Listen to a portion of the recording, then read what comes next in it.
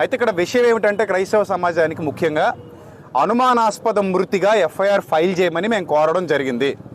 నాయకులందరూ అదే కోరడం జరిగింది. అనుమానాస్పద మృతిగా ఎఫ్ఐఆర్ ఫైల్ చేశారు. ప్రవీణ్ పగడాల గారి రక్త సంబంధికులు ఎవరో ఒకరు వచ్చి కంప్లైంట్ ఫైల్ చేస్తే తప్ప పోస్ట్ మార్టం చెయ్యము అని పోలీసు వారు తేల్చి చెప్పేశారు. సో వాళ్ళ మిసెస్ గారు వాళ్ళ బ్రదరు అమెరికా నుంచి బయలుదేరి వచ్చారట ఆయన. సో వాళ్ళందరూ ఇప్పుడు రాజమండ్రికి రాబోతున్నారు. వాళ్ళు వచ్చి పోస్ట్ మార్టంకి వాళ్ళు ఎఫ్ఐఆర్ ఫైల్ చేసిన తర్వాత పోస్ట్ మార్టానికి వెళ్తుంది బాడీ.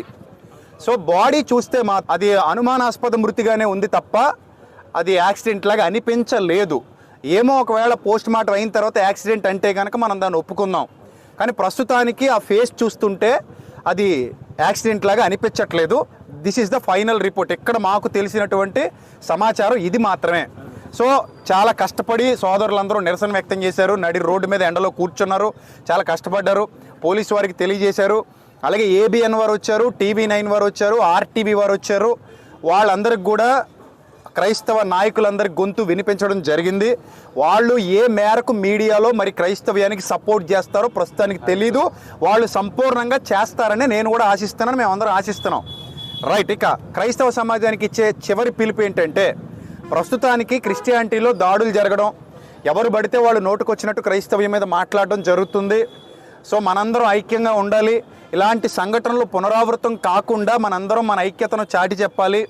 రెండో పాయింట్ ఏంటంటే, ఒకవేళ ఈరోజు పొద్దున వచ్చినటువంటి న్యూస్ ఏంటంటే, ఒక మతోన్మాది తన ఛానల్లో పోస్ట్ పెట్టేటట ఎవరు చంపేశారో అని.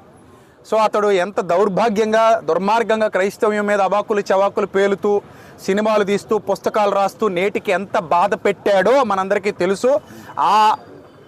ఆ స్క్రీన్ షాట్ బయటకు వచ్చిన తర్వాత క్రైస్తవ నాయకులందరూ కలిసి దాని మీద ఎఫ్ఐఆర్ ఫైల్ చేయబోతున్నాం. ఇది పచ్చి నిజం, ఇది జరిగి తీరుతుంది. అలాగే ఇక మీదట ఎవరైనా నిర్నిమిత్తంగా మన మీద దాడులు చేసినా, నిర్నిమిత్తంగా మన మీద పోస్టులు పెట్టినా ఎవరు మౌనంగా ఉండొద్దు. దయచేసి నాయకులతో కలవండి, చాలు. ఇంక మీరు ఏం చేయక్కర్లేదు. మీ పక్షంగా నిలబడిన నాయకులు ఎవరైతే ఉన్నారో వాళ్ళతో కలిసి వాళ్ళు రమ్మన్న చోటకు వచ్చి ముందడుగు వేయండి. ఇక ఫైనల్గా నేను చెప్పేది ఏంటంటే, పోస్ట్ మార్టం వచ్చేసిన తర్వాత ప్రవీణ్ పగడాలన్న పోస్ట్ మార్టం నివేదిక వచ్చిన తర్వాత ఆ పోస్ట్ మార్టంలో కానీ ఒకవేళ ఇది హత్య అని తేలితే గనుక ఎవ్వడూ మౌనంగా ఇంట్లో కూర్చోవద్దు. ఏ సంఘం కూడా మౌనంగా ఇంట్లో కూర్చోవద్దు. ఖచ్చితంగా ప్రతి ఒక్క విశ్వాసి బయటకు వచ్చి మన పోరాటం ఏంటనేది అప్పుడు చేద్దాం. సో అంతవరకు మౌనంగా వినమ్రంగా విధేయతగా ఉండండి. పోలీసు వారు చెప్పినట్టే వినండి. దయచేసి ఇక ఏం చేయొద్దు, ఎవరింటికి వాళ్ళు వెళ్ళిపోదాం. నాయకులతో ఇంటరాక్ట్ అయి ఉండండి. అలాగే ఇప్పుడు ఏ ఛానల్స్లో అయితే వెళ్తున్నాయో ఈ ఛానల్స్ వాళ్ళందరూ కూడా నాయకులతో ఇంటరాక్ట్ అయి ఉండండి. ఖచ్చితంగా మా నుంచి పోస్ట్ వస్తుంది, అధికారికంగా పోస్ట్ వస్తుంది. ఒకవేళ పోస్ట్ మార్టం నివేదిక ఇస్తామని చెప్పారు, సమగ్ర దర్యాప్తు చేస్తామని చెప్పారు. అలాగే ఇప్పటివరకు ఇక్కడ ఉన్నటువంటి గౌడ్ గారు, వీరయ్య గౌడ్ గారు, ఐ థింక్ సిఐ గారు అనుకుంటాను ఆయన, సిఐ వీరయ్య గౌడ్ గారు ఏం చెప్పారంటే, సార్ మా దగ్గర మొత్తం CCTV ఫుటేజ్ ఉంది. ఆ CCTV ఫుటేజ్ మొత్తం తీసుకొచ్చి మీ నాయకులందరికీ అప్పగిస్తాం. ఆ CCTV ఫుటేజ్లో ఒకవేళ ఏదైనా తేడా ఉంటే క్లూస్ టీం మొత్తం వెళ్తుంది అక్కడికి. అంత క్లియర్ చేసిన తర్వాత మీకు పూర్తి న్యాయం చేశాకనే మేము విశ్రమిస్తామని చెప్పారు ఆయన.